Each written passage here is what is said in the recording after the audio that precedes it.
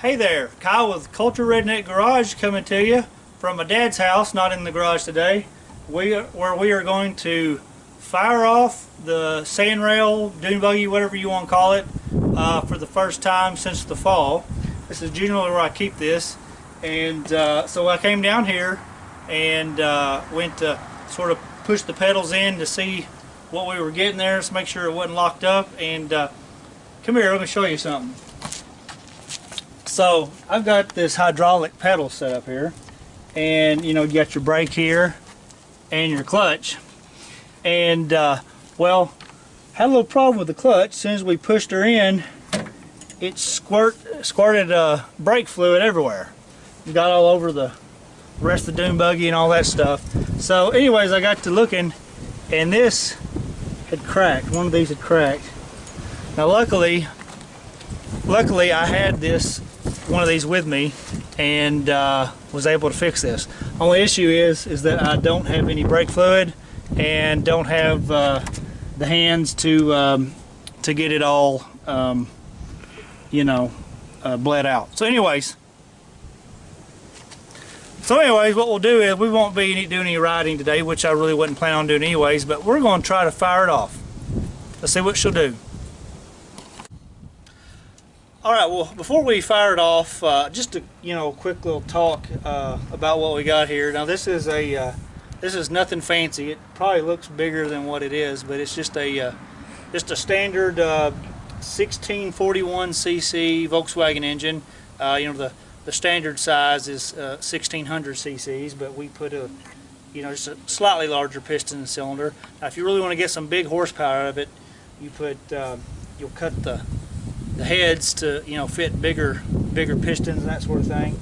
But anyways, we did that, and I've got an Engel 110 cam in it, which to be quite honest, is probably slightly big for the compression that I got.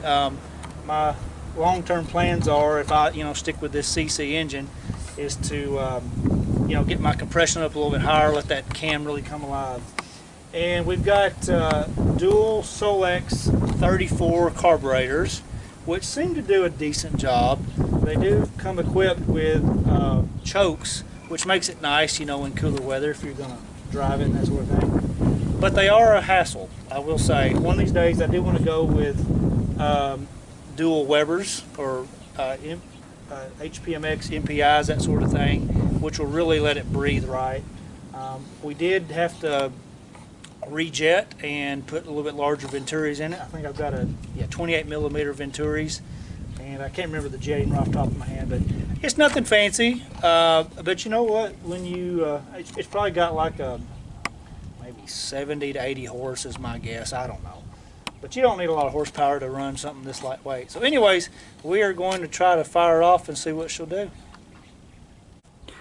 One of these days, we'll get out and we'll take a little ride, especially when the sandbar comes out, but so a little bit of fun.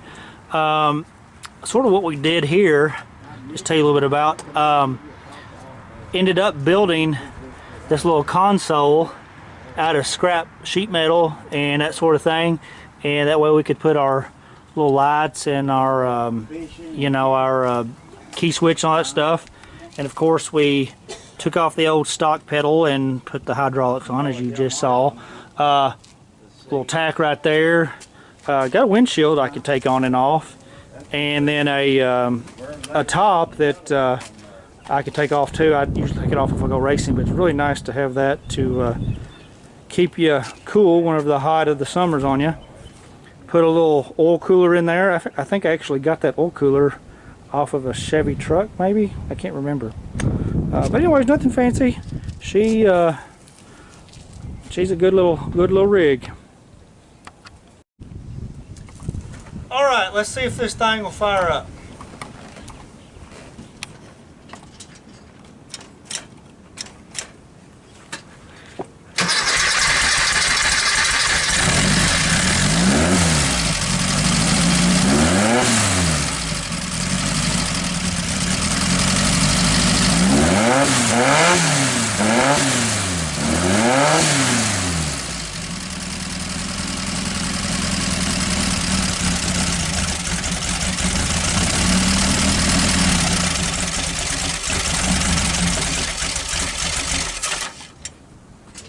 All right, looks like it did it.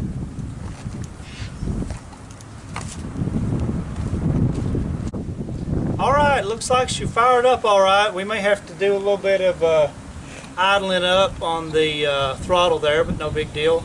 Of course, we're not going to ride today because of our little issue with the clutch. But you know what, next time we come and bleed that, we may just go for a little spin.